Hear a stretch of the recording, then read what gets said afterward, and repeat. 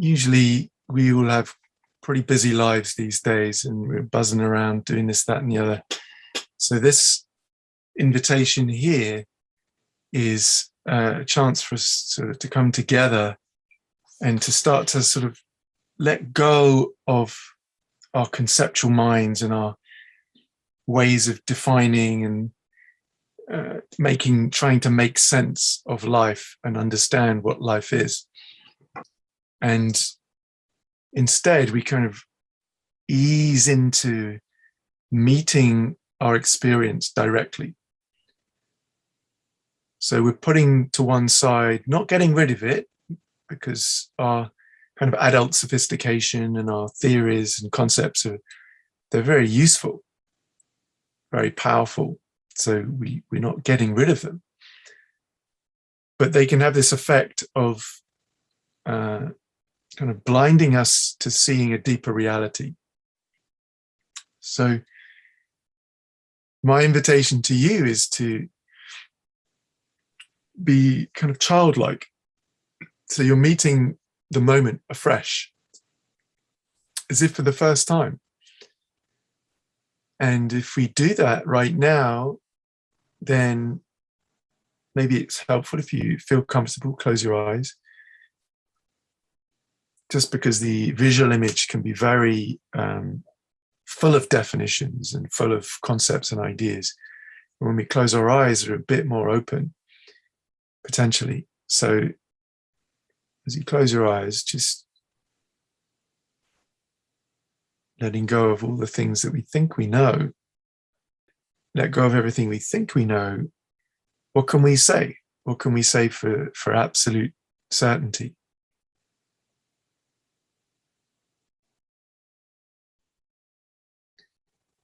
Well, what's absolutely clear that nobody needs to tell us is that whatever we are is here now, whatever it is that we are.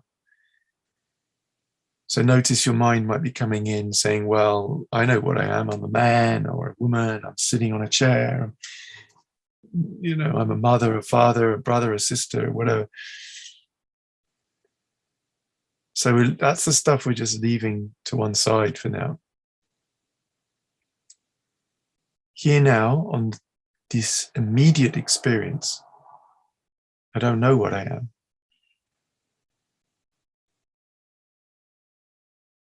But I definitely am, whatever that is. And there's something else that I can say that I don't need to learn from someone else, which is that whatever I am that is has this quality of being aware, is aware of Jim's voice right now, speaking. Here it is. Jim's voice appearing and Jim's voice disappearing. When Jim's voice disappears, I don't. Whatever I am doesn't. So that kind of makes it clear that I'm not Jim's voice. Jim's voice comes and goes. And when it's gone, whatever I am is still here, noticing the disappearance of Jim's voice.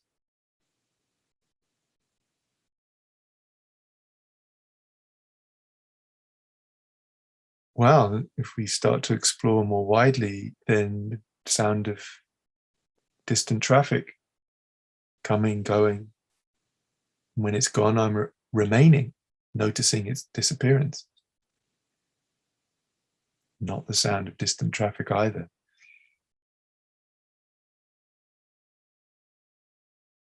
You start to slowly bring it closer to home. What about tingling sensation in my foot, say?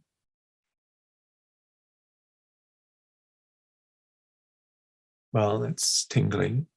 That's movement, right? So when I'm not noticing the tingling sensation in my foot, whatever I am is still here. When it moves to a different area or when it dissolves and feels quite neutral, I'm still here. aware of sensations arising and dissolving too. So just like I'm not the sound, I'm not the sensation either. That comes and goes. I'm aware of its movement.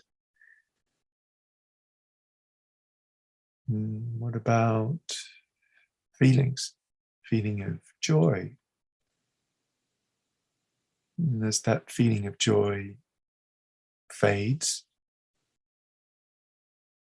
I don't. I'm still here noticing that fading of the feeling of joy. Or it doesn't need to be joy. It could be sadness. It could be any kind of feeling.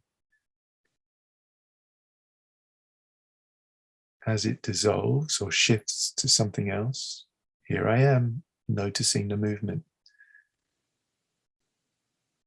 So I'm not the sounds, I'm not the sensations, I'm not the feelings either.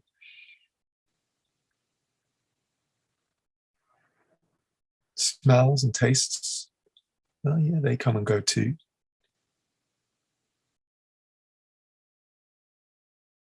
And when they disappear, still here, noticing their disappearance. So not the sounds, not the sensations, not the feelings, not the smells or tastes. What about thoughts?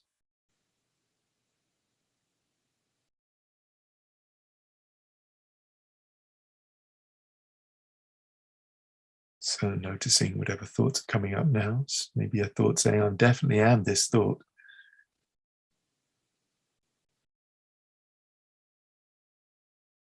And then that thought changes to something else.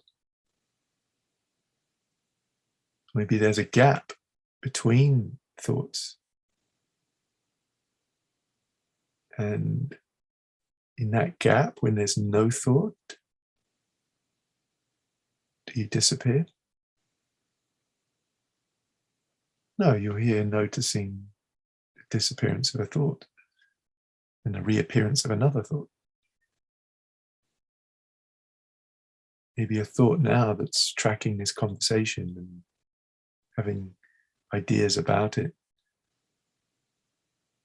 Noticing that thought coming and going, like the sounds, like the smells, like the tastes, like the sensations. So when thought isn't here, I still am.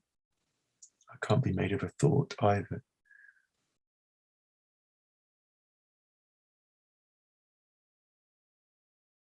So this is curious.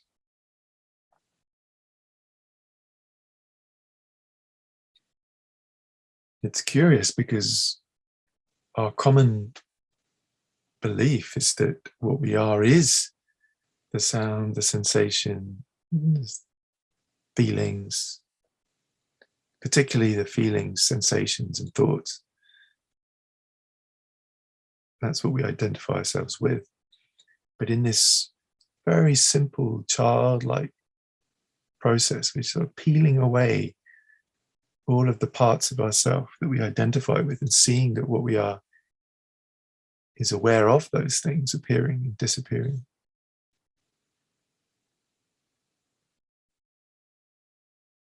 So the obvious question that comes when you do this is, well, what am I?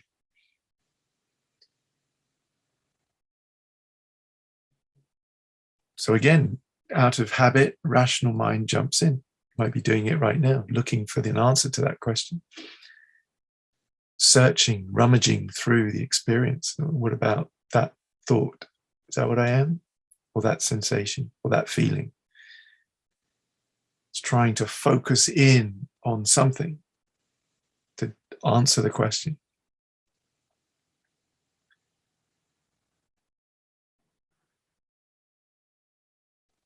But of course, what we notice is whatever we focus in on, whether it's a particular sound or a particular feeling, it's already something we're aware of. So it's not what we are. So we see that this rational mind attempt to grasp, to grab the answer,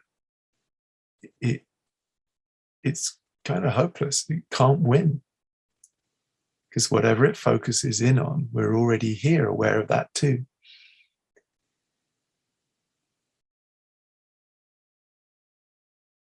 Now, that's not to say that the mind gives up. It might go on and on and on for years, trying to answer the question. And in a way, that's important to become so exhausted in trying to find a rational mind answer, conceptual answer, that we're willing to look in a different way. And that's, instead of focusing in to try and grasp it, there's an easing of the focusing. There's a natural resting, letting go of needing to know conceptually.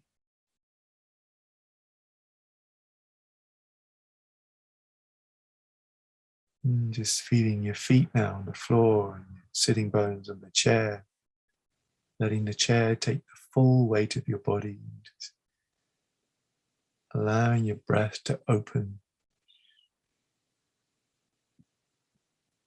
letting go of needing to know conceptually, resting.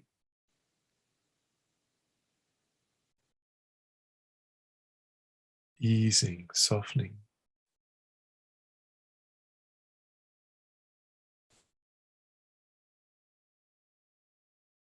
Easing into what we always already are, that could never be described by a thought, that we can only acknowledge by being it here now. Just notice the mind trying to work it out again. Bow to the mind. Thank you. You have a place. You have an important place. But right now, we're letting go of that needing to know. Resting again. Here now. Not knowing conceptually.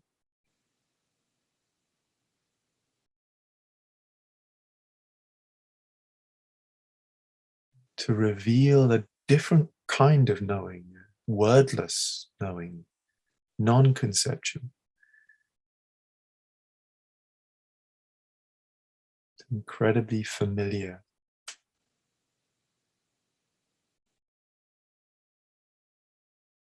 Resting.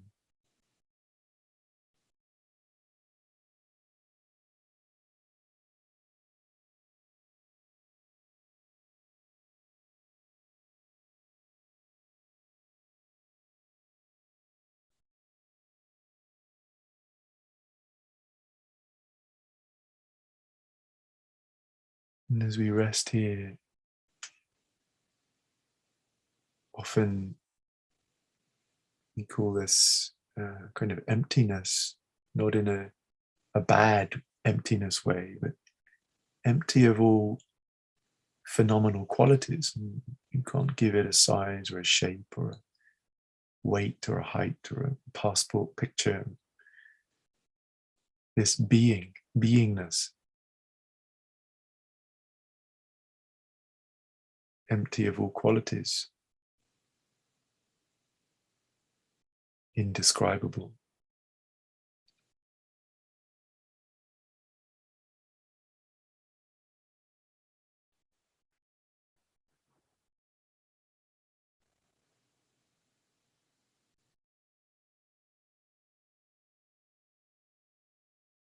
So this is sort of half the story.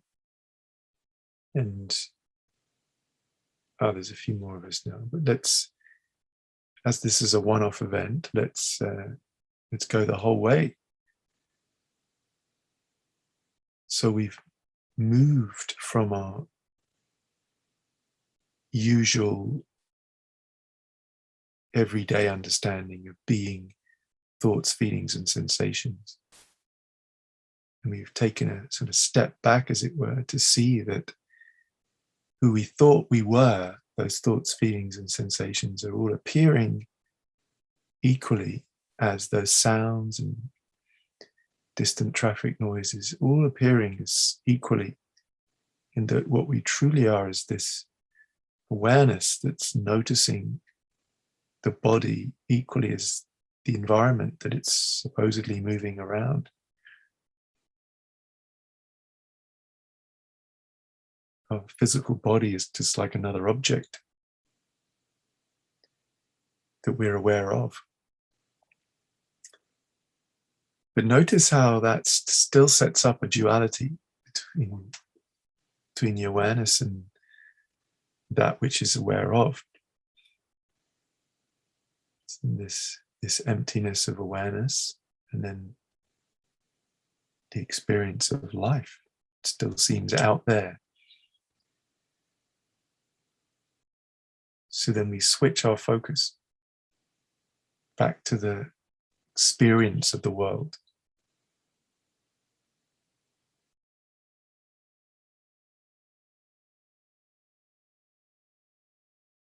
And we stay with this childlike simplicity. And this is the key. We have to realize that this experience of life happening is a spontaneous play of perceptions. So this sound of my voice spontaneously appearing here now. Sensations of your body all spontaneously appearing here now. Let's say you hear sound of an airplane overhead. That sound spontaneously appearing here now, with its sense of spatial position, all spontaneously appearing here now. And here is not a place in space. Now is not a moment in time. It's the place and the moment where the experience of time and space spontaneously appears. The feeling spontaneously appearing here now.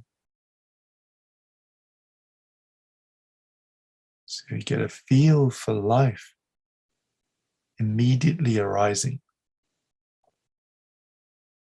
It's not some fixed solid thing out there. It's like a rich collage of experiencing that literally explodes into life here now, here now, here now.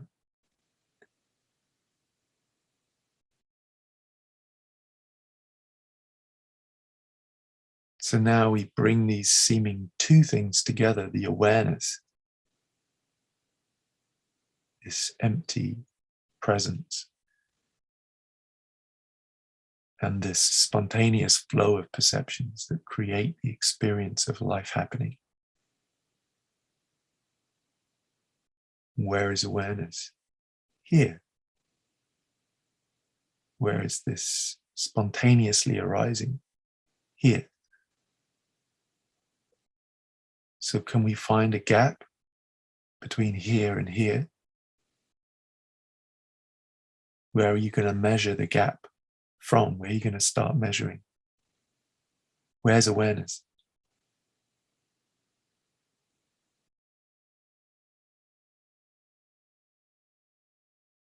Where does awareness end and experiencing begin?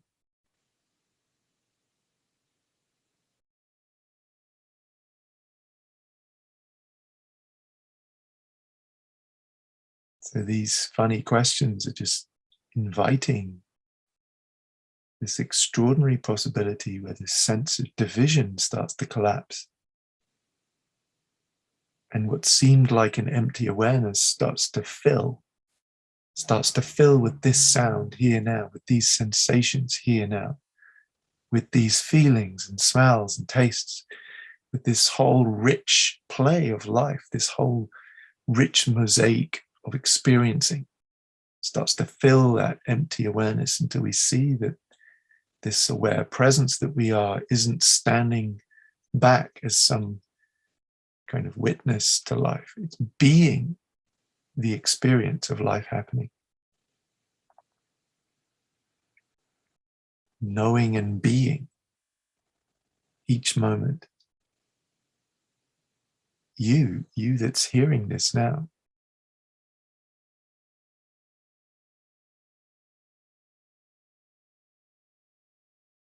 You that's hearing this, being this sound, meeting yourself continually.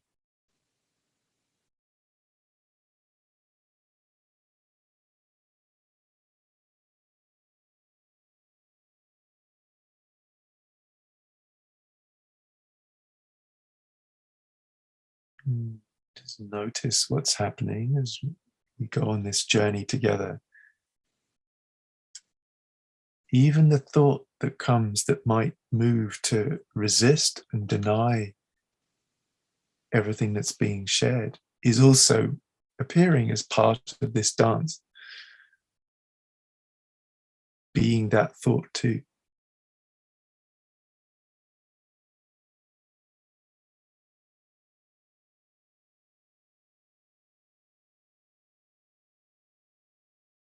So what could we call this reuniting, this emptiness filling with the fullness of life? This ultimate reunion, ultimate marriage of all things coming together, re-merging.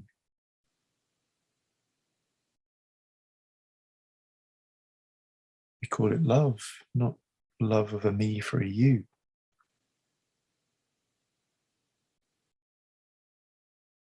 But love in the collapse of seeing ourselves as separate and divided.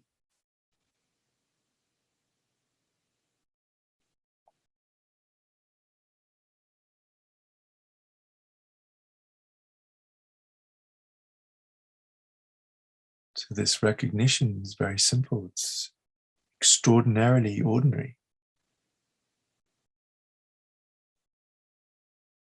Just seeing the everyday experience in a new way, shifting from being a solid subject inhabiting a physical body, moving around an outside world. That's the first way of experiencing, the everyday way. And then shifting to this experiential, direct experience. Eye awareness now. And being the whole display of life happening.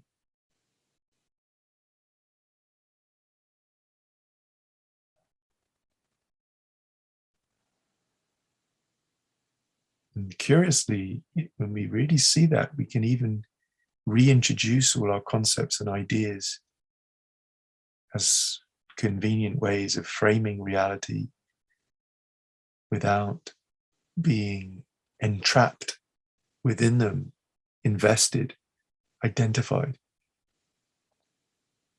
You can use this rich language, not have to censor it and use correct words and all that nonsense.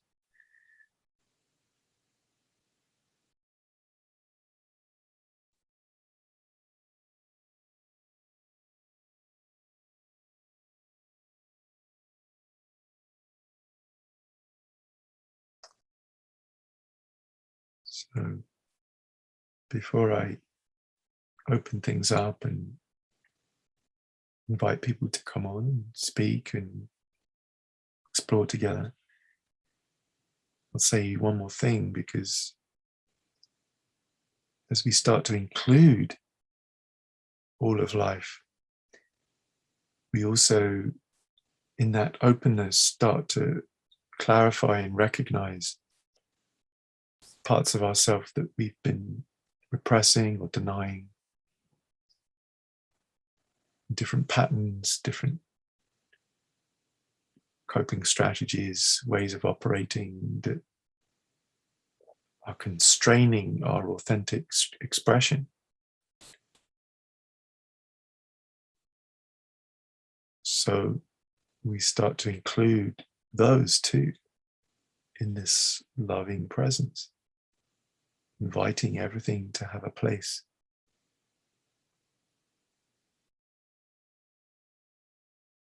And it's a very important aspect of the journey in that it enables us to really live this understanding, to really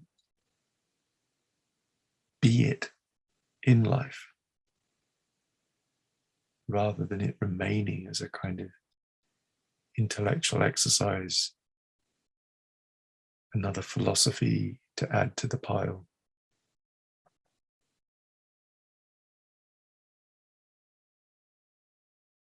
And that takes courage to really open to what's here, what's asking to be acknowledged.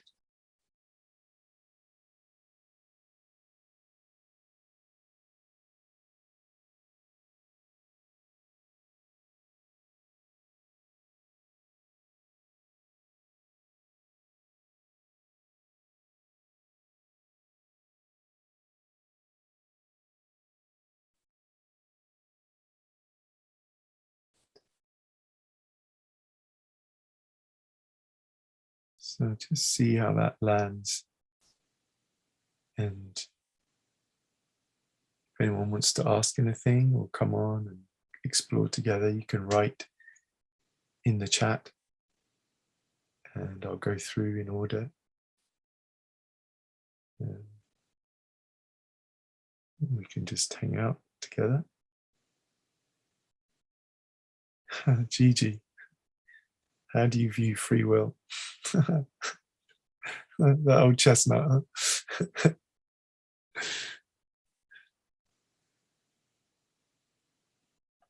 Free will. The thing about free will is it's free will for whom are we talking? So often we imagine me, free will for me, right? Me as the entity, Jim, free will.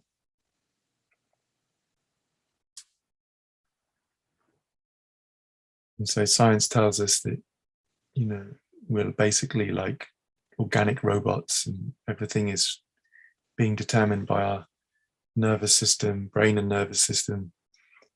And it receives new information and it kind of reprograms itself. And there's no ghost in the machine.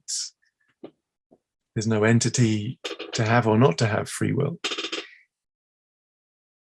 So from a scientific standpoint, there is no free will. We're just automatons, organic automatons.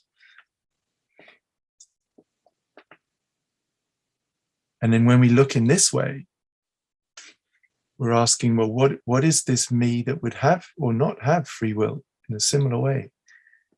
And like we just discovered just now, the me that I thought I was, that's made up of thoughts, feelings, and sensations, those are all appearing. Like clouds, you know, the classic idea of clouds moving through the sky, blue sky, or leaves on the surface of the stream moving through. So there is no fixed, solid entity there, again, to have or not to have free will.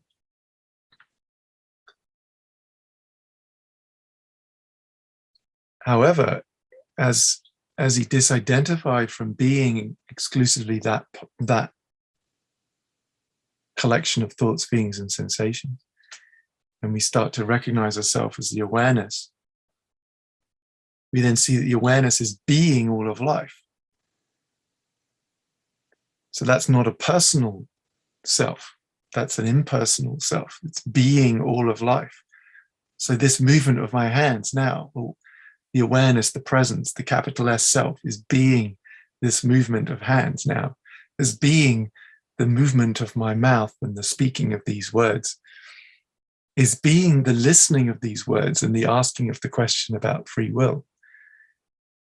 is displaying itself, dancing itself in this movement now of life happening. So the freedom is for that one to express itself. So it's not a personal freedom in that sense. But here's the thing. As I disidentify from being the individual self, then I am that presence. So its will is my will, or my will is its will. It's the same will. And in a way, that's the whole journey of the spiritual path, is to be a representative of the wholeness, the capital S self, whatever word you like to use, presence, being an advocate for presence.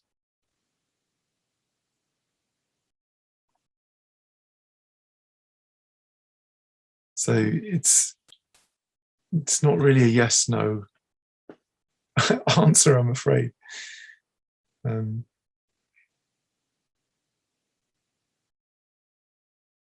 I love this idea that as the personal self is kind of given up, although the personal self doesn't give itself up, that's not possible, but as the wholeness releases its identification of being simply that entity, that separate self, as that is relinquished, then the individual character becomes more itself than ever before, because now it's unconstrained by the self-consciousness, and it can actually be itself. So this is what I'm talking about showing up in life as an expression of wholeness, which we all are already, of course. But believing that we are not that creates these patterns and constraints and distortions that limits our expression. Gigi, does that make any sense to you? You're very welcome to come back. Oh, there's got a thumbs up. I like your use of the emojis. Is awareness eternal? Does it still exist when the body sleeps or dies? Gigi, you're hammering me with all the classics here. So remember in the introduction there, we were looking at our immediate experience, right? So I don't have to tell you the answer to this question. When we look at our immediate experience, okay, so if your eyes are open now, space, this whole spatial experience is spontaneously arising here. And remember I said, here is not a place in space. Here is the place where space appears. So you're looking at the computer screen, maybe it seems, I don't know, 30 centimeters in front of you. So that spatial experience, all of that is arising here now. Here in this place that is out of space. And similarly, if I say, you remember this morning when you brushed your teeth, or when you had dinner maybe an hour ago. Yeah, and the sense of time passing from then to now. That sense of time passing is also appearing here in this moment now that is out of time. The sense of time appearing. So the nature of awareness, if we call it awareness, call it what you like, call it, so that was like not referring to it as a word, then whatever that is, whatever it is that we are, must be out of space and out of time, because time and space are experiences that it gives rise to. So eternal in the sense that it's not in time, not it lasts for a long time. It's out of the dimension of time. Time is a dimension it gives rise to. You, I'm talking about you. It, calling it you. Your real self.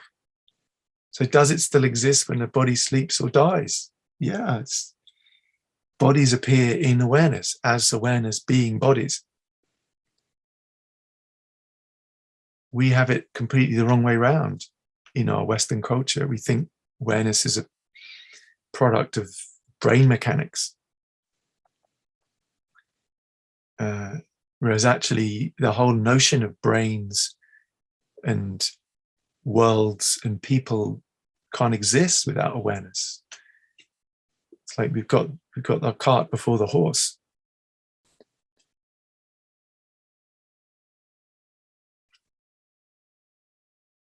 So this is very good news, my friends. It's very good news because your direct experience is telling you something different to what our culture entrains us into believing. Whereas your physical body is like this sort of surface layer of your being. You're experiencing from a particular location. But the truth of what you are is that reality goes way deeper.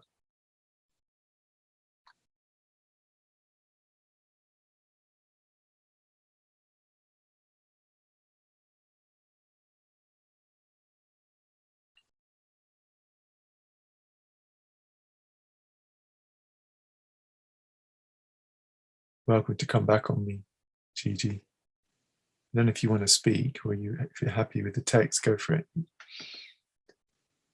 I forgot another one. Does life have a purpose? The sense of being has an objective. Great. I love it, these questions. It's quite different to the normal groups I do, which are much more going into the different feelings that are coming up in the moment, which we can do that as well. So this is quite interesting for me. Yeah, so that's an interesting one. So we can go two different ways with that, because one way is to see that any kind of purpose or meaning that we try to give to life is another way of trying to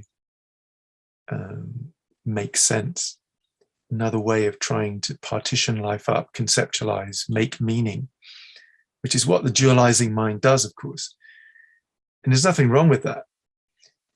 But then we start to invest ourselves in those meanings and purposes that we've concocted, and then that can lead us into suffering again. But yeah, we can play with that if we understand that what we're doing is playing with concepts and ideas that will never be the truth. And if given that caveat, I would then really go for it, right? I would say, let's be really imaginative here. Okay, so well, we look at the universe has been here for what, I don't know, 13.6 billion years or something. First 10 billion of which there was no life. It was just the formations of stars, suns, stars, planets, solar systems. And then we have the emergence of single cell life forms 4 billion years ago. And then multicellular life forms, and then this kind of slow emergence of more and more complex organisms that are able to start to experience the universe. So you need a life form to experience this universe.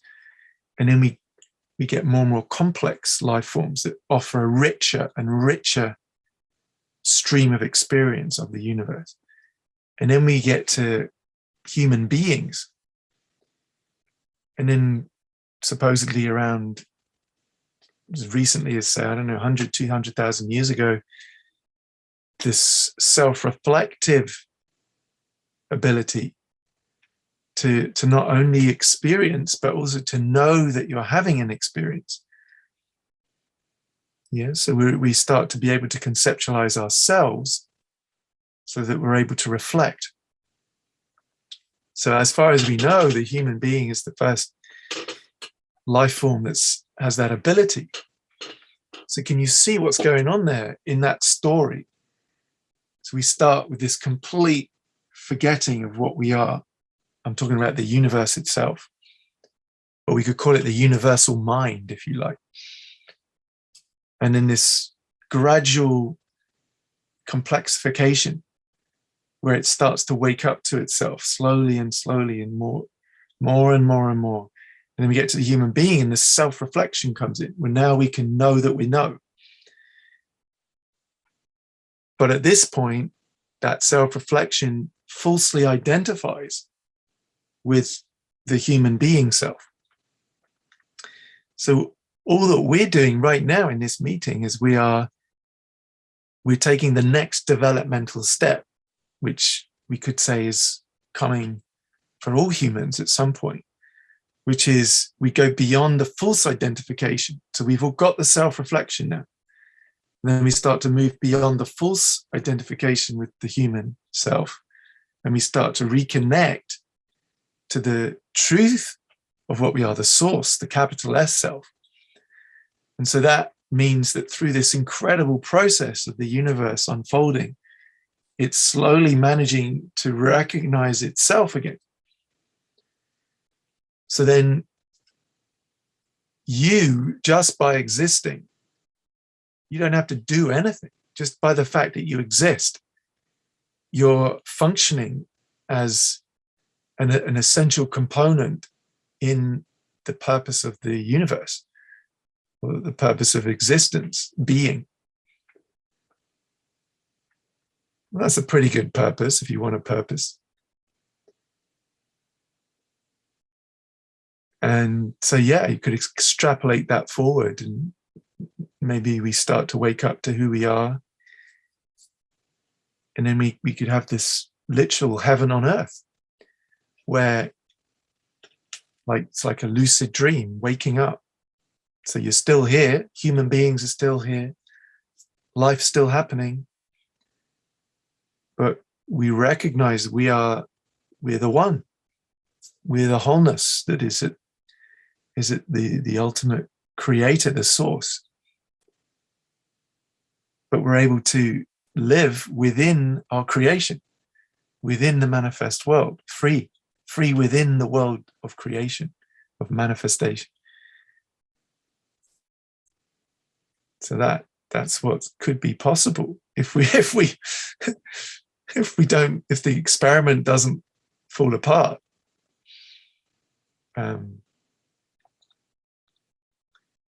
Because it's like we're writing it. We're writing the script.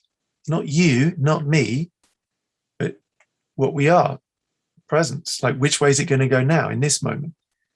It goes this way. And now which way is it going to go from this moment? It's going to go this way.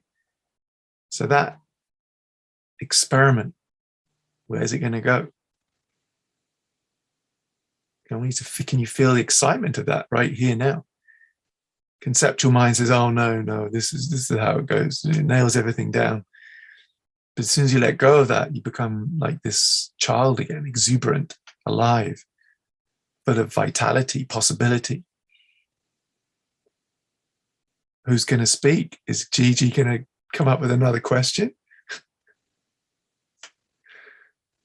What's Jim going to say next? I don't know.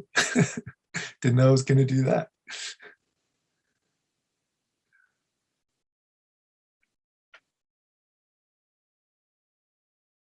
Do you know what your next thought's going to be?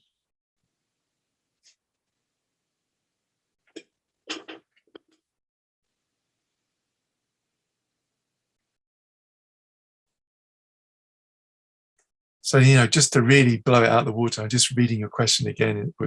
Sense of being has an objective. So, you could say that whole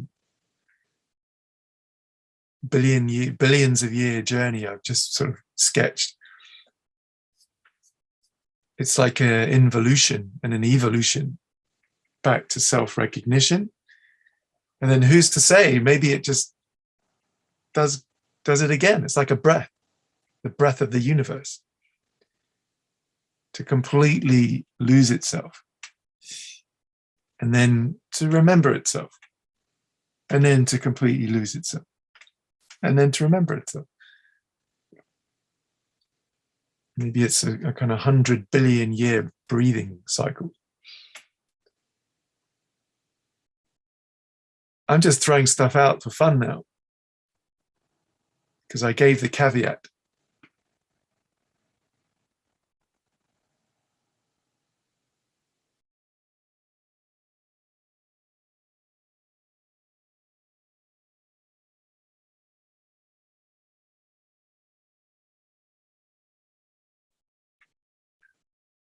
Anyone's welcome to jump in here. Gigi's back. I love your questions, Gigi. Do you agree with the notion that all there is the universe, and the universe is experiencing itself through life?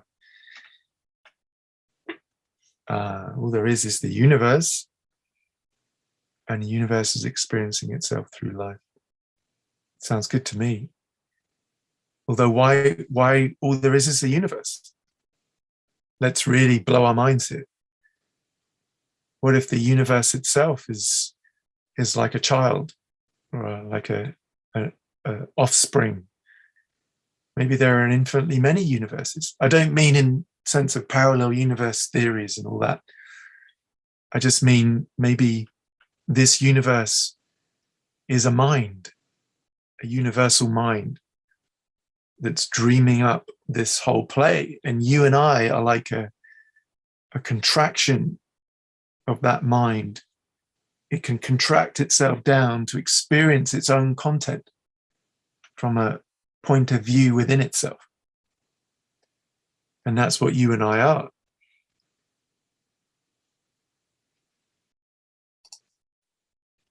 And in that sense, you could say, just as it can contract itself down to experience in itself from a point of view within itself, as you or I, maybe that universal mind itself is a contraction of a greater mind. Again, I'm just throwing stuff out there. So we're going to become like multiversal.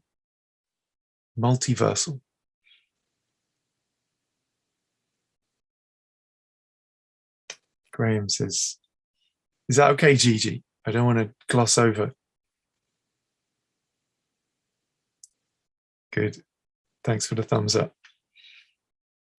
Let's see what Graham's saying here. Is this mode of being, if that's a fair term, does it feel passive? So, for example, the words you're speaking, do they almost just happen? And is that something you are constantly reminding yourself of?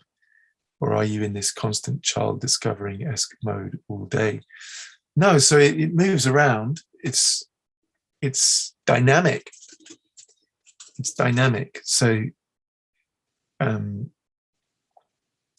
wouldn't say it feels passive, because you are it. So it's very strange because the words are coming, the words are flowing.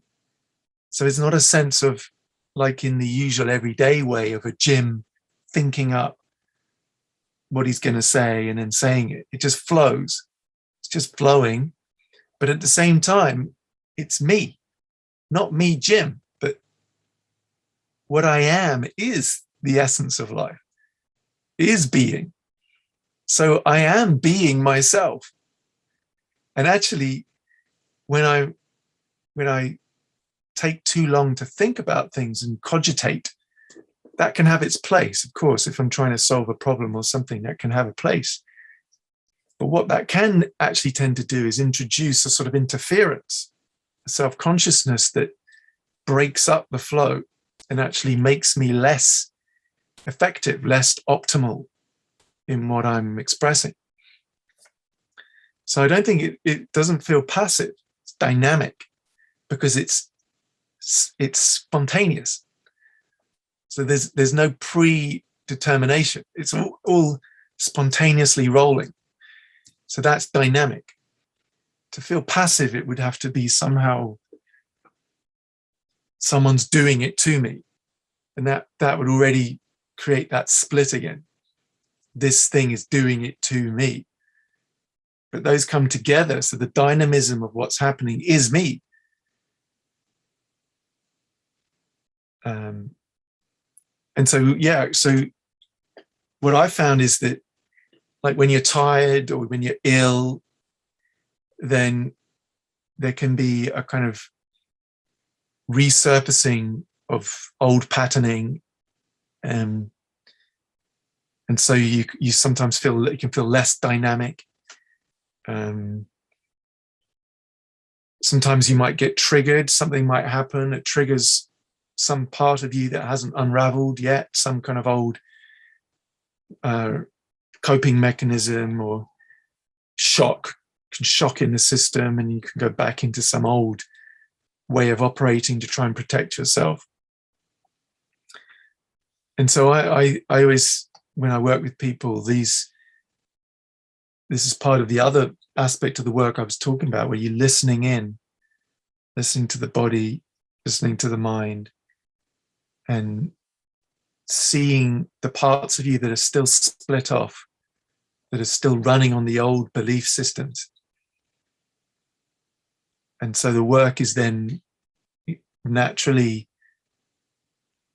meeting those and sort of soaking them in this loving inclusion, unconditional inclusion. And then slowly they gradually merge back, and you reclaim more and more aspects of yourself that got split off. So it's definitely a work in progress, always. I would always, be very cautious of people who claim they are, I don't know, there's nothing there to recognize or see anymore. There's always more, there's always deeper to go, deeper to unravel, to unfold, and to realize. That's been my experience anyway. Thanks, Graham, for the question. I hope that makes some sense. Yeah. Welcome to come back. Anyone is, it's quite strange. I'm just sort of talking to the computer here. I'm not hearing anyone responding, but that's okay. Michael, purpose has an objective. This feels like a river, although it's flowing into a destination, does not care or indeed know where it's going, right? As humans, we need to feel control and have a need to direct. And this is at odds with the flow and letting the universe take control. Question, all right, question mark. Yeah, it sounds good, I like it. But you see, you are the universe, that's the thing. So when we identify as being the human, then you're right. There's a sense of fear. I'm a little human in a huge world, and I'm under threat. I'm under threat from everything around me.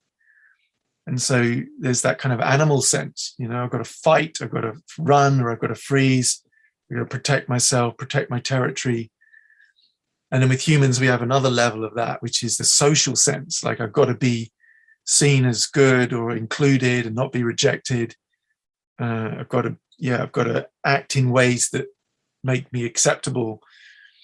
I've got to impress people. I've got to be seen to be successful, all that stuff. There's another level on top of the animal that make us contract and contort and cause us all kinds of suffering. Yeah, I need to create lists, be successful, have my top 10 objectives. Yeah, all that stuff, right? All of that to try and be seen as a successful human in the world. And it's absolutely exhausting, and it's crippling us. And so what I like to, a way of talking about this, so you said the word human, but we call it human being, right? So what we're doing here is we're reintroducing the being aspect, like where we've forgotten the being. We're doing the human, we've forgotten the being. And so as we connect to the being, and that's the presence, the awareness that's here now, as we come out of the conceptualizing mind, or we go beyond the conceptualizing mind, beyond it, and we recognize the being, and we take rest, we take nourishment in the being. And then this is beautiful coming together of the human and the being, and the being then supports the human. The being supports the human. So that all of that trying, all of that attempt to be good enough, to be acceptable, to be not be rejected, that all can start to soften, because the being is unconditionally, the human rather, is unconditionally accepted by the being. It's like the true parent, if you like. It's like, I see you, I love you, just as you are, just as you are. How many of us have experienced that? None. Maybe in very rare moments. But that's what our being, when we discover our being, it's like we can turn our attention, the human, instead of looking outside itself all the time to try and get acknowledgement and get approval and not be rejected and feel included. It can start to turn its wanting inwardly to the being. And the being provides everything that you need. It's right here, right now, always has been, always will be. I mean, to really get that, I mean, that's life-changing. Everything you need and want is here now. Can you look at your mind, right? What? No, Jim, no, Jim. Yes. We just haven't had that modeled. We've grown up, all of us, we grow up in a domination culture. It's all about being criticized and belittled, diagnosed, interpreted. Graham, good news, isn't it? Yeah, I'll say. It's amazing news. Yeah. It is the good news. It's the great secret. That the being won't feed me and get money and make me healthy, right? Yeah, so I would contest that, actually. Because when you operate from being, life is pretty optimal, actually. So when you feel hungry, when you act from being, you dynamically move towards getting your needs met. You'll find a way, but you'll find a way following the authentic flow of your being, and that will start to look like something. But most of us, we're too afraid. We're so afraid that we constantly go into our conceptual minds to try to do what we think we should do, which is obviously built around the information that we've learned and taken on from our environment, from our education, from our parenting, all of that stuff. So this is, this gets to the nub of the whole journey, which is this shift from being predominantly identified with the ego structure, the separate self structure, to being aligned with the spontaneous, authentic flow of being. And that's what will take you into the existential crisis, because it's, our whole life has been revolved around investing our identity in the ego structure. So it feels like to start to let go of that as our sort of true north is dangerous. And I can say that, and people might go, oh, yeah, whatever. But when you actually, when you actually get down into that kind of place, it's terrifying. So you feel your feet on the floor, feel your sitting bones on the chair, you breathe. There's a great Zen saying, walk through all fear, no matter what.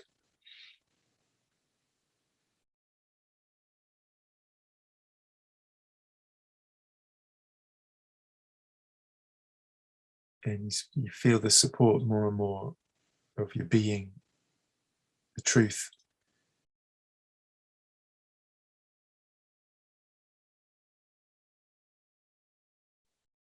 Feel more and more aligned as that, as your identity. Speak from there, move from there, live from there.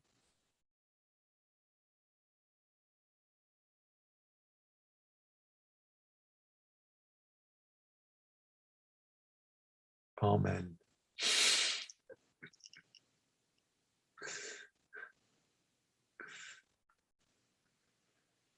The Lord is my shepherd, I'll not want.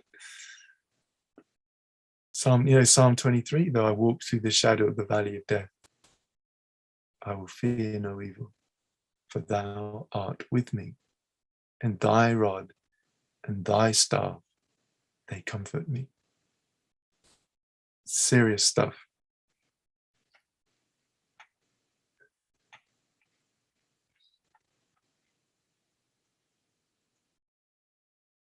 Louis, you can ask some questions.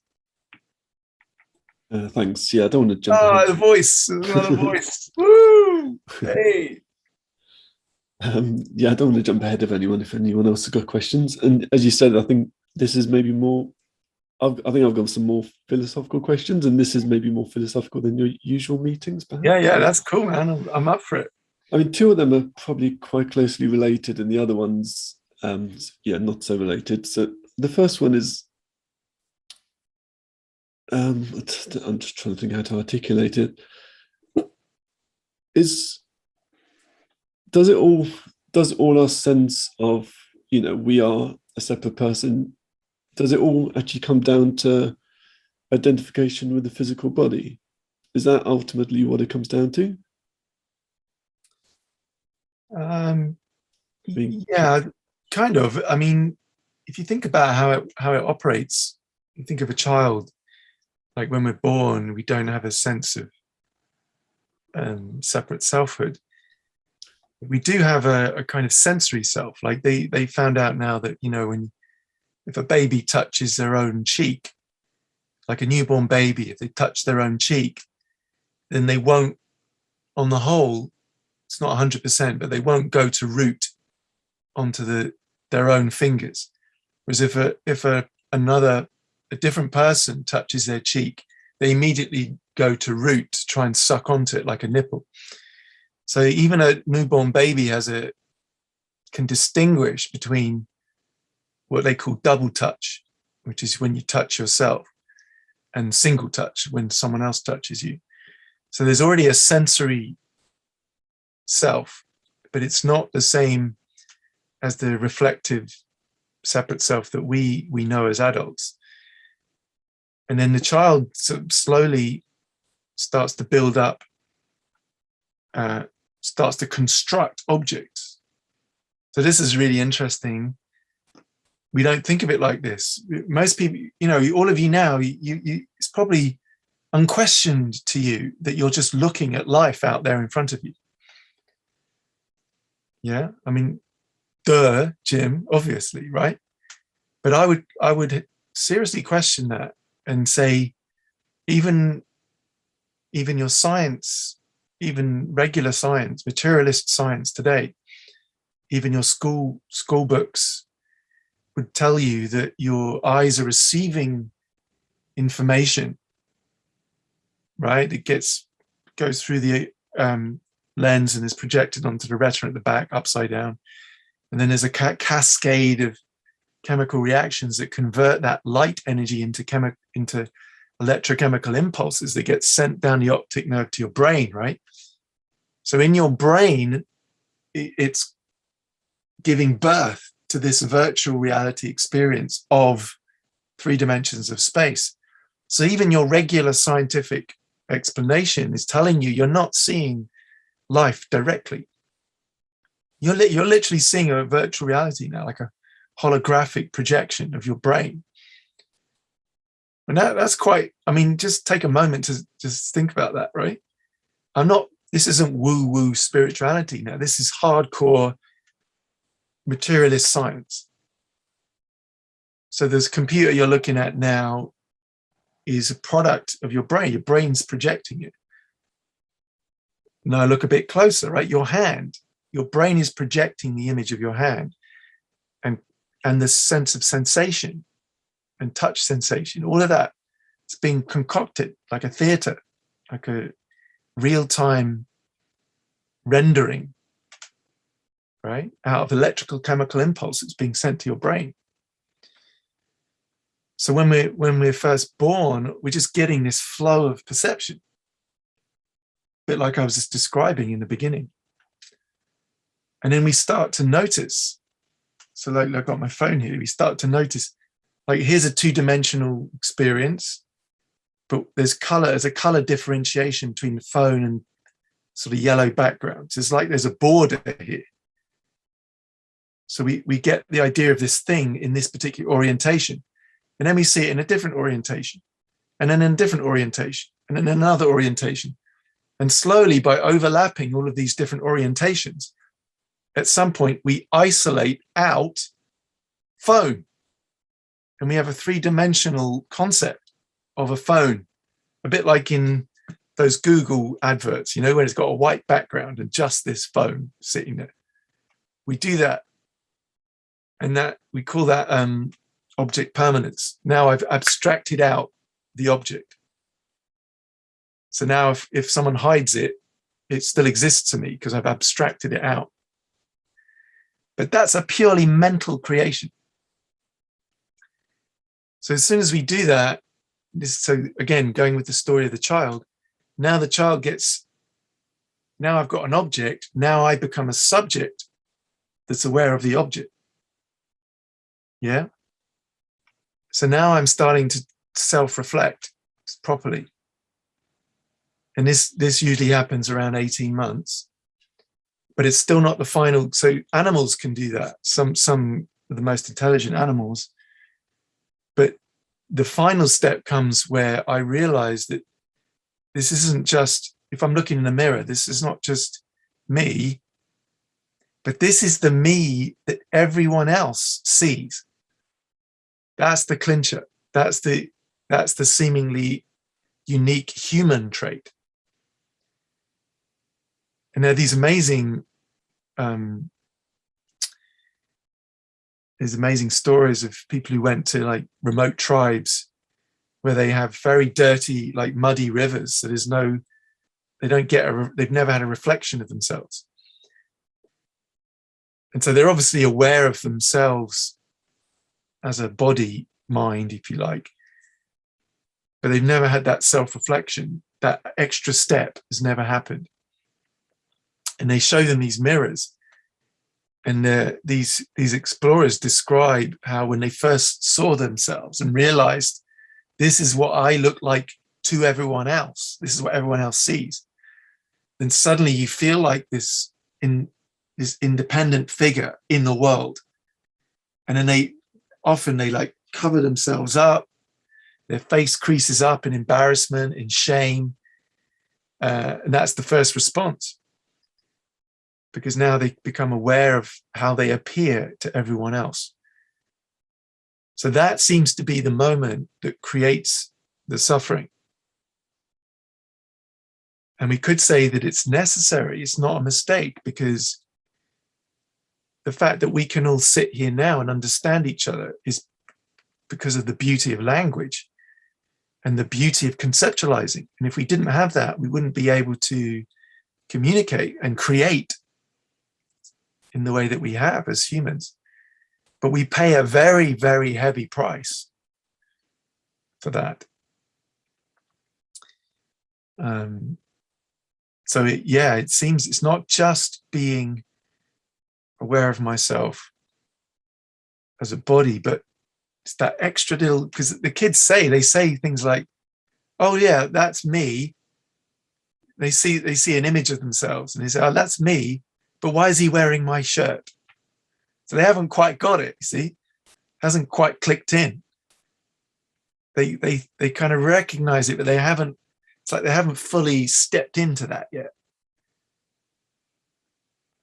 So it's that step, usually about 3 or 4. It's a bit older that when that happens. And if we can't, like, you look at like Down syndrome, conditions like that, where they're not able to take on that. They're not able to make all those conceptualizations and make that shift into, it's like the birth of what sometimes people call it the psychological self. If you can't do that, then you really suffer. You can't access modern life. You can't access the complexities of modern living because you can't conceptualize properly. So it's not a mistake, and it's important to point that out. So we're not trying to go backwards, right? We're not trying to go backwards into a kind of pre-egoic womb-like bliss. That's a big mistake in thinking. We want to go forwards into the next developmental step, not the previous one. We want to go to the next developmental step, which is using the self-reflective consciousness that we've developed, but now allowing it to rest on its true source, which is the capital S self, our true nature. And if we manage to do that as humans, then we will create. Heaven is not something out there somewhere. It's what's possible when we operate in the flow of life. And it might sound a bit idealistic, but just imagine, just imagine the difference when humans are not operating out of self-interest and egoic posturing and a sense of deficiency, trying to be good enough, trying to be better than the other in order to prove that you are good enough. Or even, seemingly innocent movement, like trying to help someone, but in order to feel valid. So even that, it's still the movement, the activity is still coming from a sense of inadequacy and lack.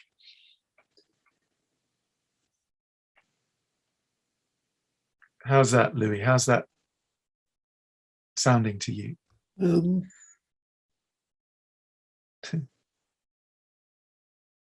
Yeah, I don't think I've really got a response. I'm just saying all that because, if we try and isolate, it's because I think I'm in a body. So now I'm going to really, I'm going to drill right down into that. I'm just trying to bring this playful, open sense of exploration, and because can you see it's another pattern trying to grab hold of, the thing. There it is. That's the thing. And now I'm going to latch onto that and drill into that as fast and as hard as I can to get to that place I want to get to. So that's another fantasy, all of that. I think the question was partly prompted by what you actually said. I'm going to paraphrase and I'm possibly going to get it wrong, but you said in one of your other meetings, I think someone in your meeting was, I think for them, there was a lot of fear of death coming up. And I think you mentioned that you can only really start living once you've let go of the fear of death. But I'm paraphrasing, I may have that slightly wrong. But I think that's kind of what the question is really tied to. Yeah, I hear what you're saying. So where that's coming from is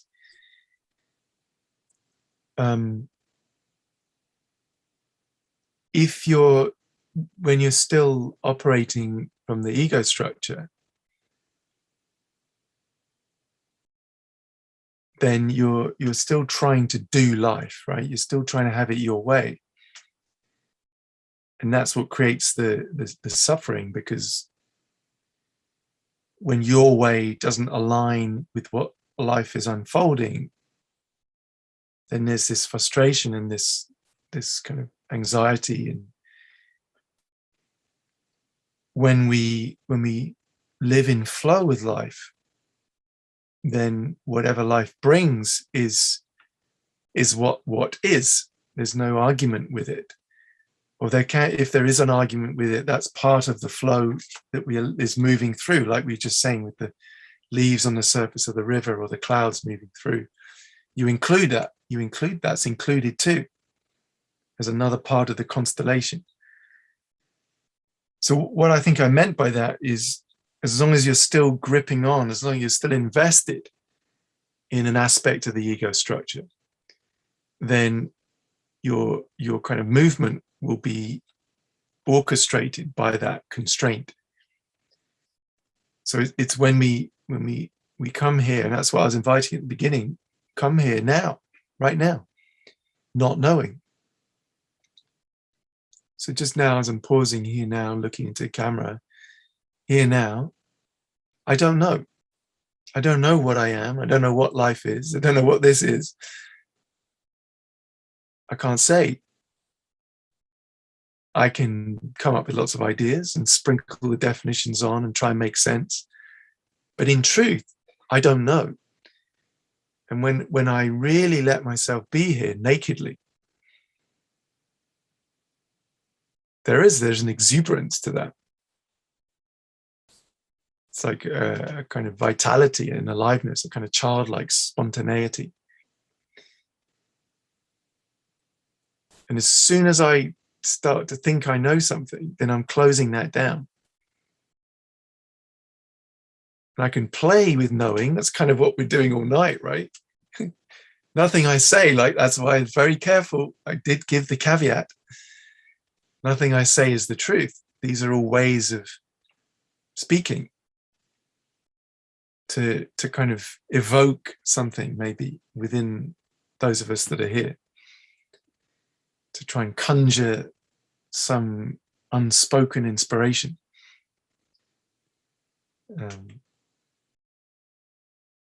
But yeah, so that is a kind of death. It's like a kind of death of my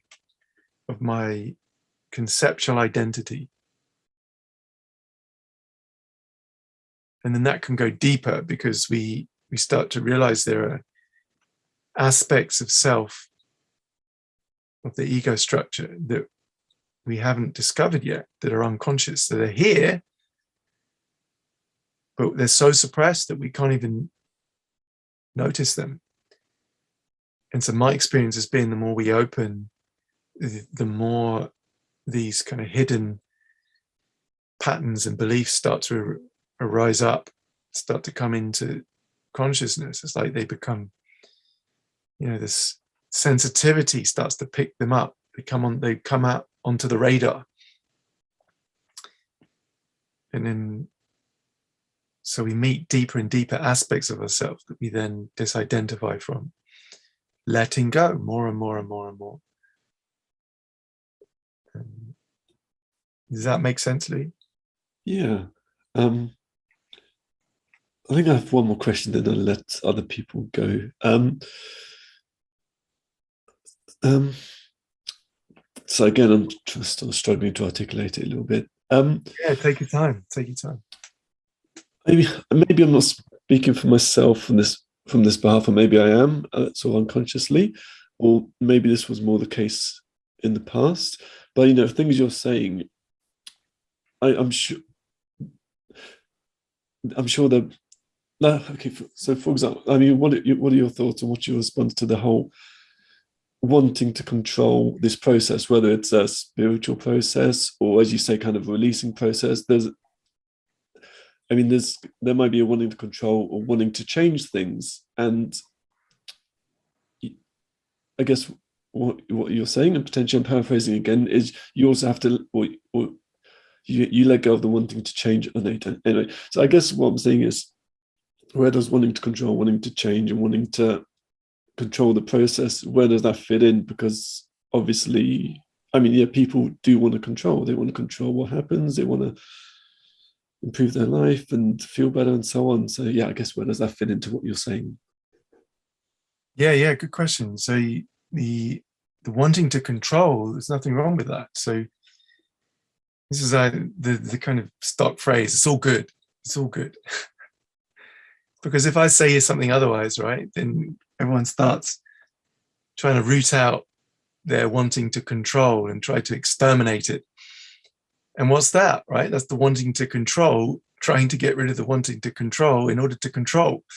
It's like whatever you say, this kind of ego structure is a genius. It kind of wraps it into its own kind of, takes it onto its own side, it becomes part of its new philosophy, its new programming.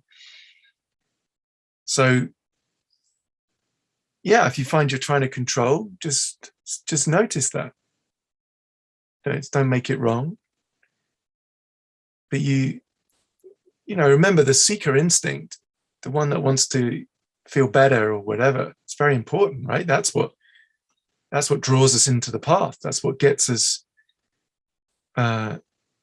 dissatisfied with the kind of regular way we're living, what I call the no-win cycle. And we're just going round and round and round. And even if we have success and we get the job or the money or the house or the car or the partner or the kids or the, whatever, fill in the blank, sooner or later we realize that's not it. It doesn't give us what we're looking for. That's the no-win cycle. And then that realizing that takes us deeper. It takes us into these kind of explorations, into spirituality, into religion, into philosophy. And so that movement, that spiritual me, the spiritual me that's really dedicated and reads all the books and watches all the videos and comes on all the webinars. That one, right? It's really important, right? Because that gets us in the game, and it gets us listening to the teachings, and it gets us inquiring, and it gets us exploring. So you don't want to get rid of that. It's useful until you start to realize that it's time to go beyond that. And when that time comes, you, just as we're doing here now, you start to recognize the movement in you to try to control, to try to do the right practice, to try to get there to the holy place. Yeah. Start to notice that aspect of you when it's operating. Not to get rid of it, not to judge it, not to make it wrong. Just recognizing it, clarity. And in being clear and seeing it, you're already disidentifying from it. Naturally, you're already starting to build a space around it. And then you can actually include it from this loving presence of awareness, this beingness. You can include the part of you that's desperately trying to get there. Because that's what it needs. It just needs to feel seen and heard and loved and included. And in being able to disidentify from it, then you stand as being, and then you can offer that loving inclusion to that part of yourself that's desperately needing that.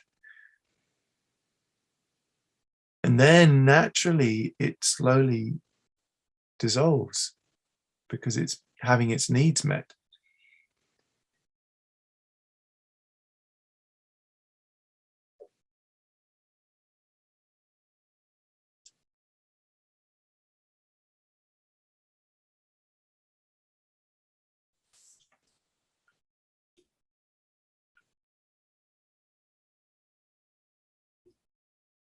So I don't know what that sounds like, Louis, but I'm just trying to say it so we don't make anything wrong.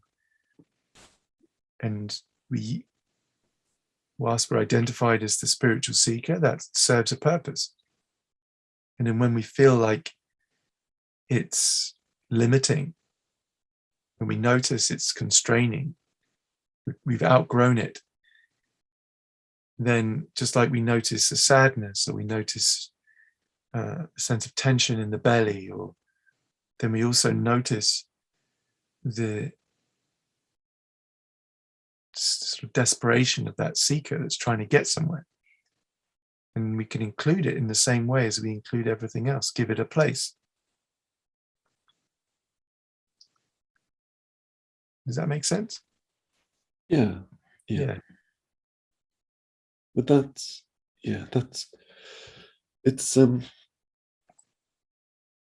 that's kind of the contradictory nature of, I guess, all this is, well, as you say, I mean, you've talked about this other times, is ultimately you have to let go of the seeker. I mean, you don't have to. I mean, eventually the seeker, I guess, will fall away. But yeah, the seeker identity. Because remember, there is no. You're already it. We have to keep turning it around. But you're it, pretending you're not it, looking for it. So what starts to happen is a sort of remembrance, and you realize you don't need to play that seeker identity anymore. So you start to let go of the seeker identity.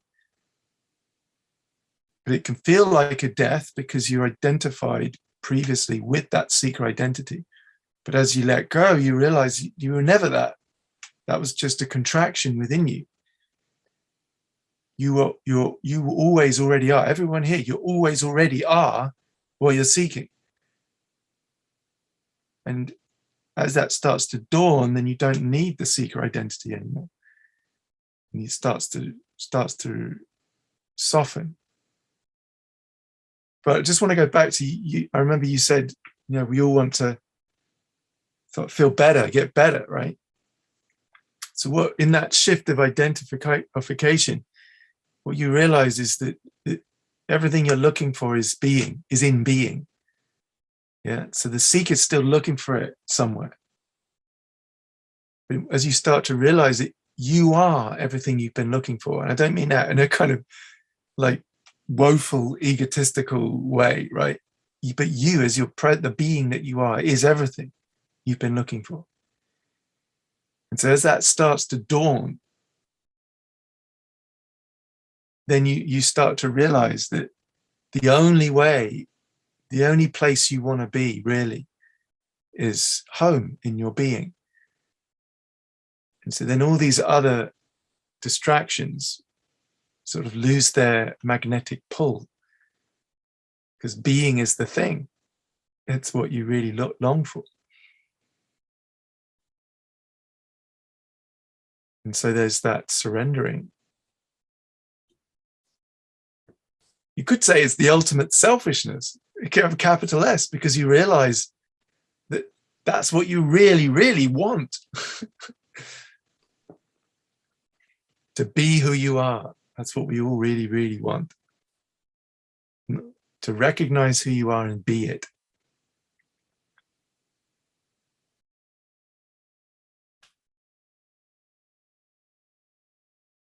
Okay, thanks, Jim. Thanks, Louis. Michael's written another question here, but I think Michael's left. He's not here anymore. He says, we love physical, hence why we don't measure success with personal growth, but with tangible stuff like money. The challenge is that religion and the frameworks which we were taught don't deal with these concepts, hence why we are lost with direction and purpose. Is that right? Sounds great. Unfortunately, Michael's not here to go with that. Yeah, the focus is outward on concepts and trying to be good enough, trying to live up. Most of us are born into family environments where it's not okay to be who we are. We're punished and rewarded. Punished if we do it wrong, rewarded if we do it right. And if we get angry, we can't, parents can't allow kids to be angry. He's like this when he's 2. What's he going to be like when he's 16? God, we better shut this down right now. So we can't be angry, can't be sad, especially boys often. Tears, not good. So we can't be angry, we can't be sad, we can't be who we are. We've got to be what's expected of us. Then we get love, then we get the kindness, then we get the reward. No wonder by the time we're about 5 or 6, we're just totally scrambled. And then we meet the outside culture, right? Which then bombards us with advertising images and, peers, competition. I mean, it's a wonder we get to adulthood and are actually sane. Or maybe you could say we're not sane. The human race is insane. Because we've all been scrambled out of our natural inclination, our natural sense of things. This is what Michael's talking about here. So what we're doing really is we're becoming sane. That's what we're doing.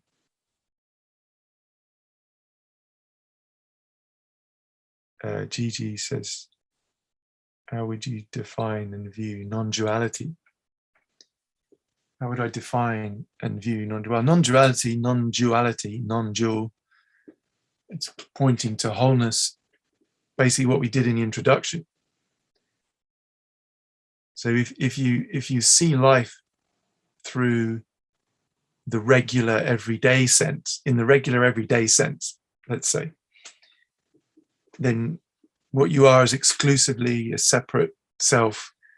Usually most people think if they were asked to think about it, they'd say they're in their heads. I did an experiment once. I went to my local shopping centre in Exeter with a camera. A friend was filming it from a distance. And I just went around asking people, where are you in your physical body? That was quite fun. Some people look at me like I was completely nuts. I think it was 70% of people went there like that. About 20% pointed to their hearts. I think a couple of people pointed to their belly. And one guy pointed to his feet, which was quite interesting, because then I asked him, well, why did you point to your feet? And he said, well, because it was raining. And he said, my feet are wet and they're really uncomfortable. So that was a really interesting reply, right? Because because they were uncomfortable, that's where his focus was. And so he placed himself where his focus was. So most people's focus is in their heads because the image we're experiencing seems to be centered here. So it's like, when you're at school and you do those vanishing lines. Well, the vanishing line seems to point to here. So we imagine we're in here behind the head. So that's most people's everyday experience. I'm an entity inside my skull and the world is outside of me. So that's duality, right? Subject, objects, two things, subject, object. Non-duality is what we just did. When you take this step and you collapse the subject into awareness, you collapse the objects into spontaneously arising perceptions, and you see there's no gap or boundary between them. So the awareness is being the flow of life happening. So that's non-duality. There's wholeness. There's no subject, there's no object. There's just the happening. Gymming. There's gymming happening. Computering.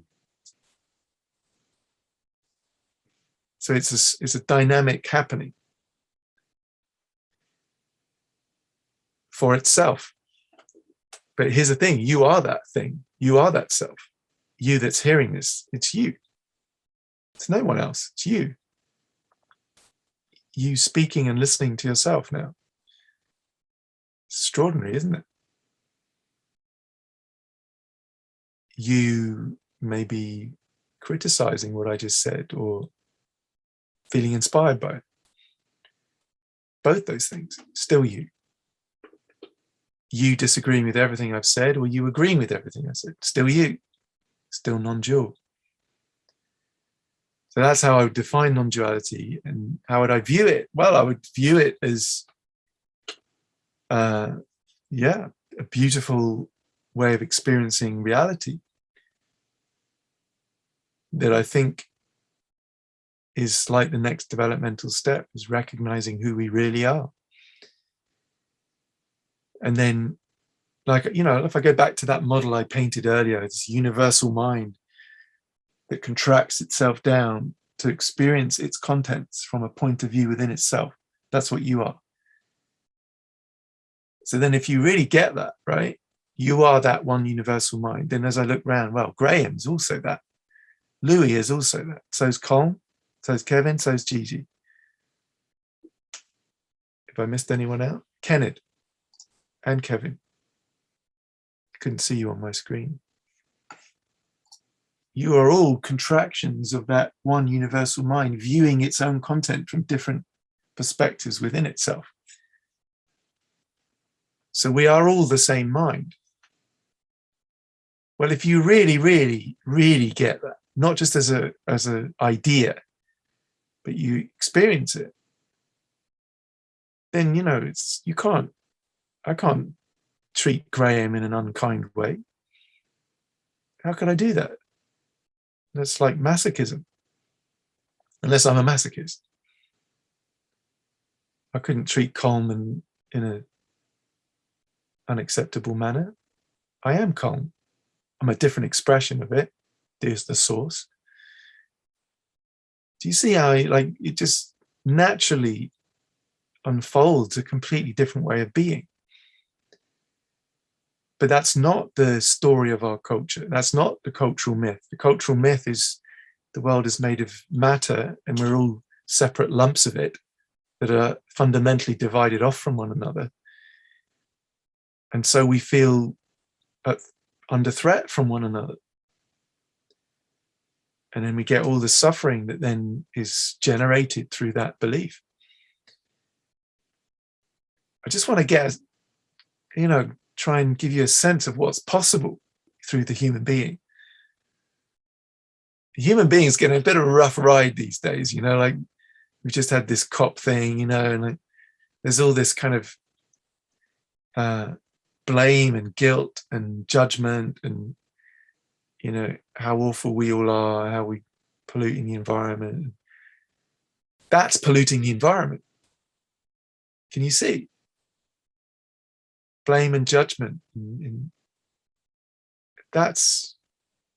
We're attacking ourselves. So this goes way beyond treating the environment with love. It's treating each other with love, treating our conversations with each other with love, recognizing each other's feelings and needs, working together to create, a more wonderful experience. And I think non-duality can potentially lead us towards a new story. I mean, that, strictly speaking, is not non-duality. Non-duality is a kind of, strictly speaking, is not modeling. It's beyond conceptualizing. So a lot of what we've been talking about just now, they are conceptual models.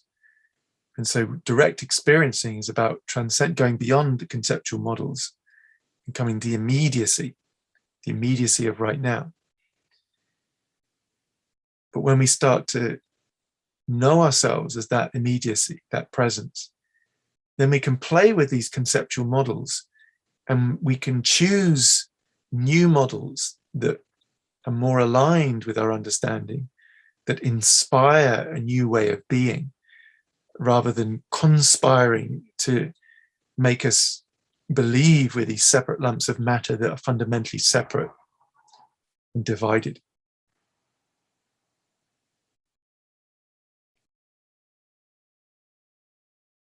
But you can see the problem that the universe through the human is facing at the moment.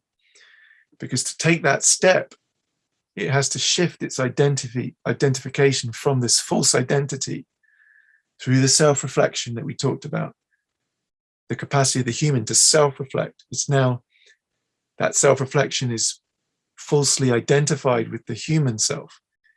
And now the invitation is to the next developmental step, for it to identify with the true self, its true nature. But to make that shift, it has to disentangle we, not it, we are it. Have to disentangle from identification with this ego structure and the thought process that we're identified with. And that's the rub. That's the rub. Because if your identity is projected into something, then in order for it to release, will feel like a death.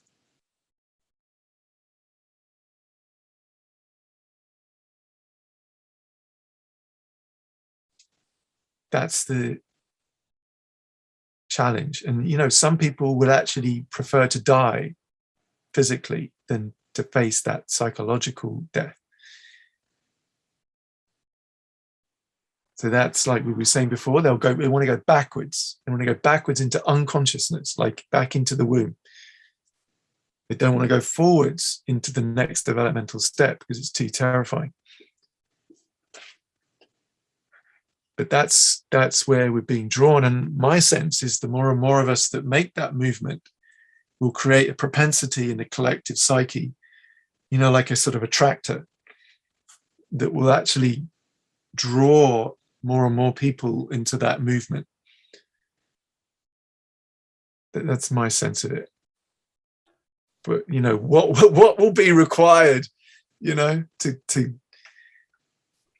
if you look at individuals, like I look at myself, people I work with, often it's, you know, a period of really deep suffering or struggle that offers that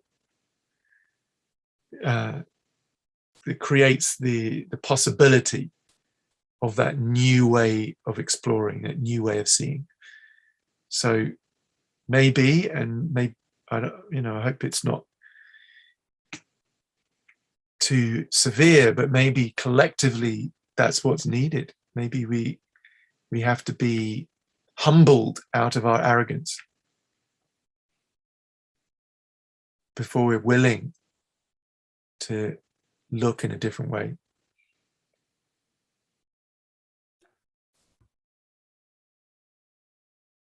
Can I just respond to that, Jim?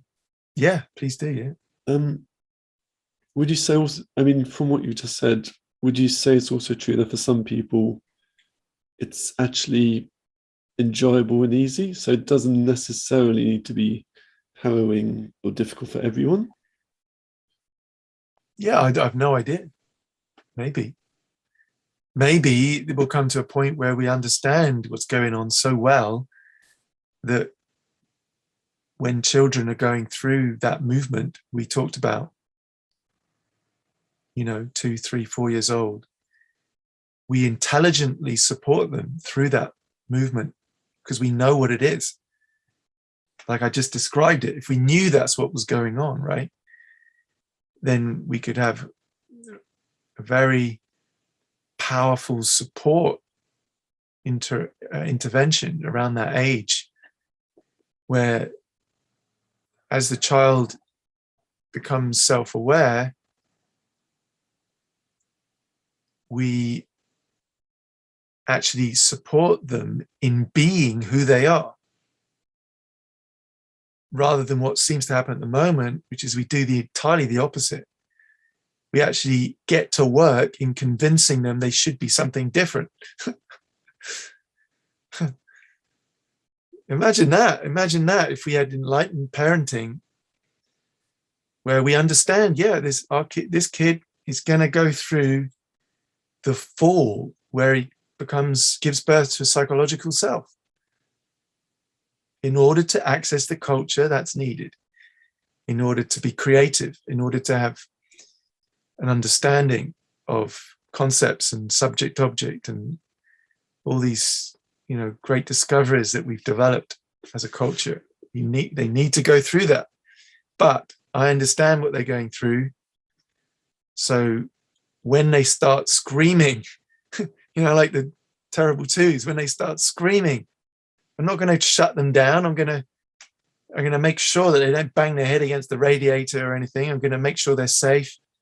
I'm going to hold the space for that frustration, that anger at losing everything to burn itself out, rather than forcing them to bury it in their physicality.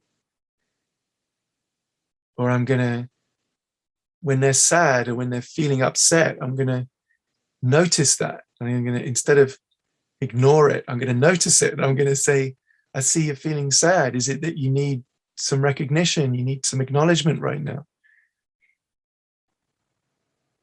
I'm going to really be able to meet them in their pain.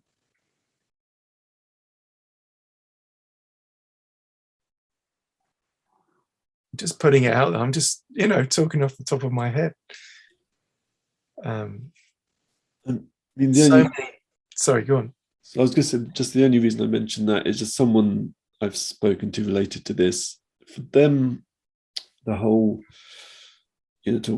for want of a better phrase, as spiritual journey, it was really easy and enjoyable.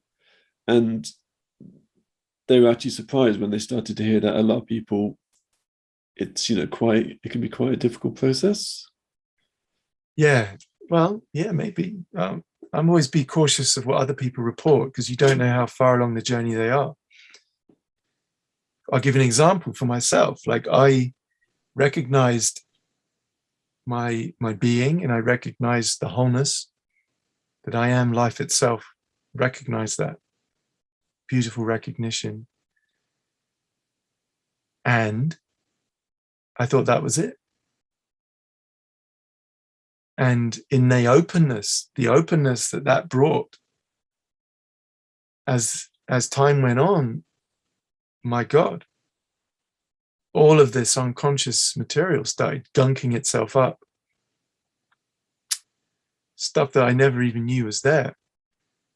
And that's a whole other journey that then I had to embark on, which is still going on, meeting deeper and deeper layers that have yet to be met and included. And so I'm always cautious when people report things like that, because I would have said exactly the same thing about 10 years ago.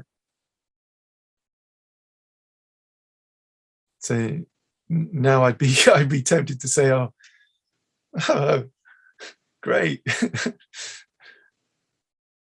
and leave it there.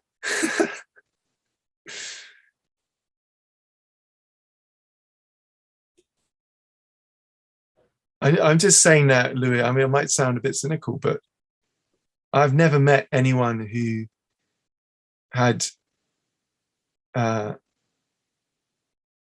parents that didn't put something on them.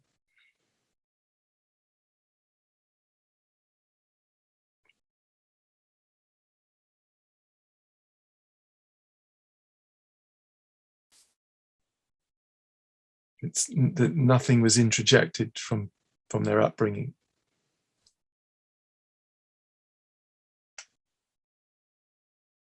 Okay. I think you can recognize who you are quite simply. I mean, we did it 5 minutes at the beginning of this meeting. And then I would understand a comment like that. What's that? It's easy. It's no big deal. And then when all the unconscious material starts surfacing, they'll revisit that comment, I would suggest. But maybe I'm wrong. I don't know. I can only speak from my own experience and all the people I've worked with.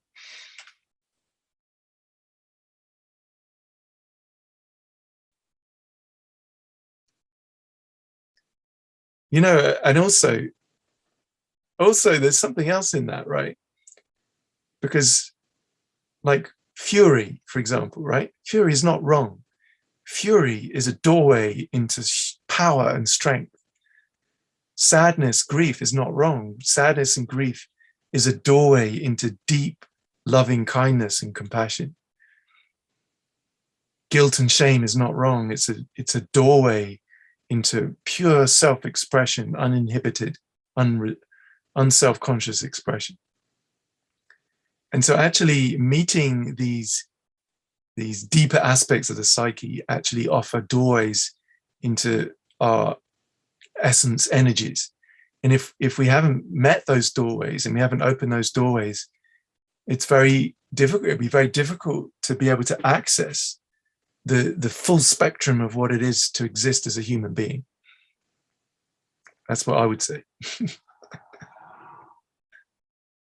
This is not about just, blissing out, it's about living the fullness of the human experience. That's what it's about. Being who you are fully, freely, authentically. And that doesn't look like anything. It looks like what it looks like.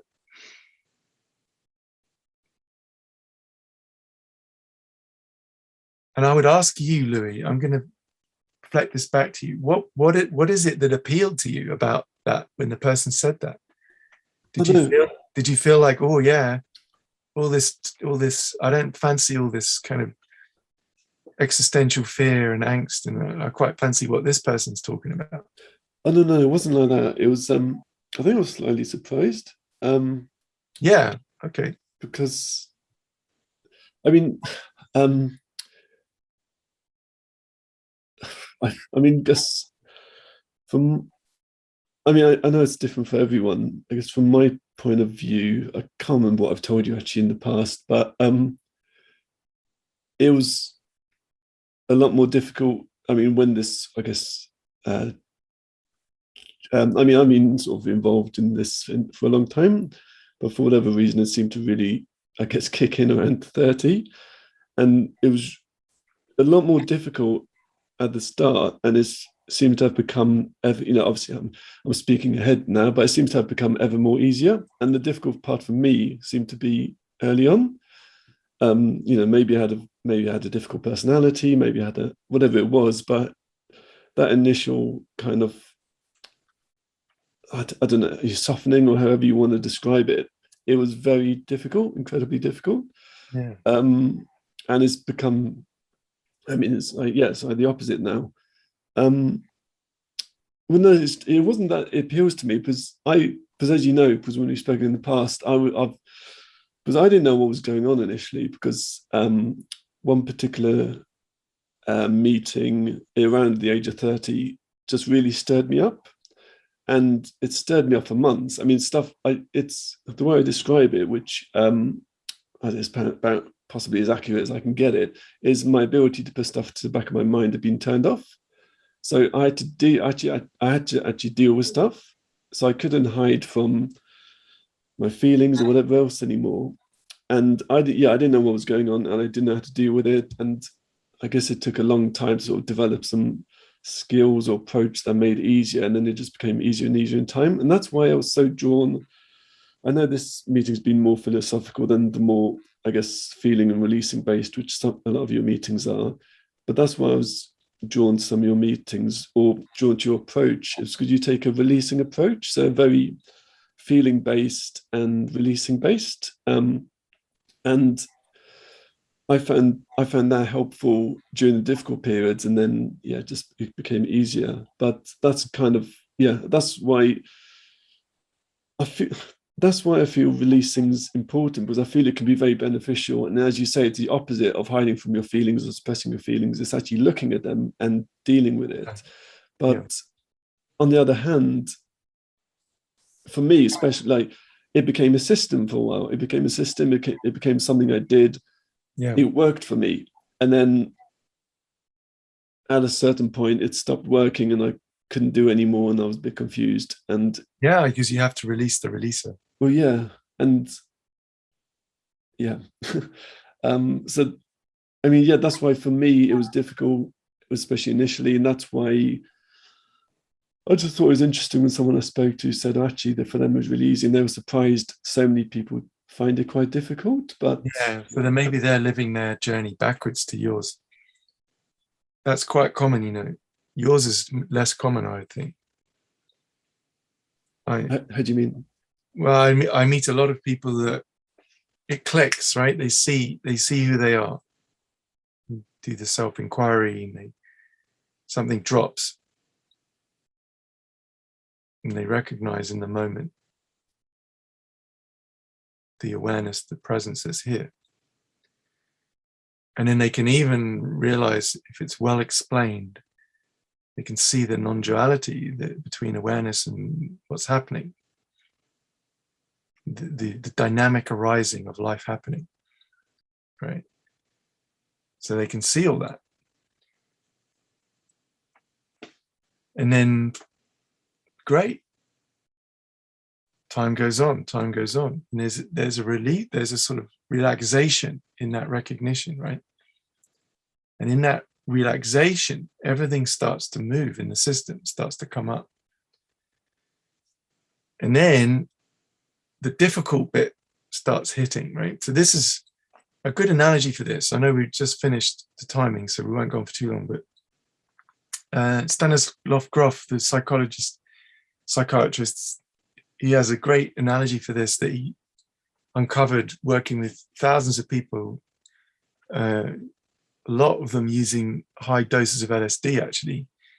And he managed to see this pattern that was coming up all the time. And he describes it in terms of the birth cycle, 4 stages. So you've got the oceanic bliss of being in the womb, this kind of blissed out, floating, no responsibility, ease, relaxation, right? And then second phase, the uterus starts to contract, but the cervix is still shut. So it's like hell on earth. Like I'm in hell, there's nowhere to go. Everything's collapsing around me. And we start to feel hopeless, pointless, sadness, grief. And then the third stage, cervix starts to open, and then there's a new energy, and the baby starts to push through right into the birth canal, right? So now it's fire energy, this like kind of vitality. I want to live. I want to be born. I want to be born into the world, pushing, thrusting. It's kind of passionate, sexual. And then the 4th stage is the birth itself, when the child is released into the world. So it's another release. But it's a very different release from the first release, which is in the womb, right? It's a different kind of release. You're stepping into the world, being responsible. So my experience has been we go round and round these 4 cycles, but one of those cycles predominates. So for me, initially, in realizing who I am, it was that bliss that was predominating, like the in the womb bliss. And then as time went on, it sort of clicked on. And then all this unconscious gunk came up, which is like the hopelessness and the grief for being neglected and unseen and unacknowledged as a child, all that stuff, not seeing who I am. And then it clicked on again, and then all these powerful feelings of strength and courage and passion and sexuality and this kind of like worldly passion. And then it clicked on again into this new release into the world. And I've just seen how people kind of move through these different stages. Like some people use meditation and spirituality to go backwards into the womb, yeah, and to be in the unconscious bliss, no responsibilities, just kind of in that kind of space. And that's why I keep saying we're not going backwards. We want to go forwards and through into that new birth. And that is a huge process. And he found in almost all of his subjects that same archetypal journey playing out.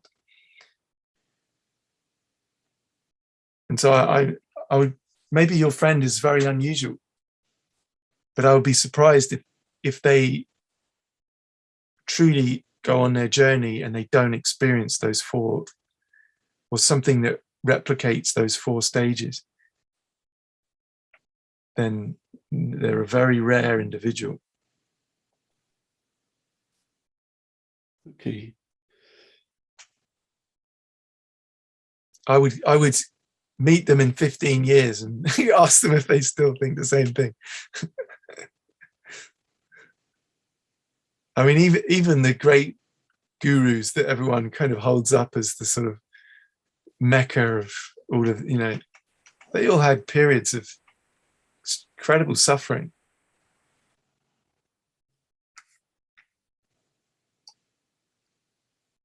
Anyway. Okay. Thank you, everyone. Gigi, I hope my response to your question was satisfactory before Louis asked the last question. Oh, I got hand clap this time. Thank you, Gigi. Nice to meet you through your emojis and questions. Okay, well, thanks, Louis. Thanks for inviting me on. Hope it was helpful for everyone. If you'd like to hang out with me more, I do actually have a weekend retreat coming up online, which is free. You don't have to attend the whole weekend. You can drop in whenever you fancy. And you'll see, like what Louis was intimating there, how there are some questions like we had this evening, but on the whole, we start to explore the feeling states, like what's arising right now. So if you check in with yourself right now, like what are you feeling? What are you noticing in your body? Maybe tensions or images or sentences or patterns unfolding. And then we start to explore those and we start to see where it leads us, which I found is essential part of the journey. So if you're interested in that or finding out more, then you can sign up. My website is in the chat, jimeaton.org, EATON. And oh, that's gone as a direct message to Colm. Sorry, Colm, didn't mean to do that.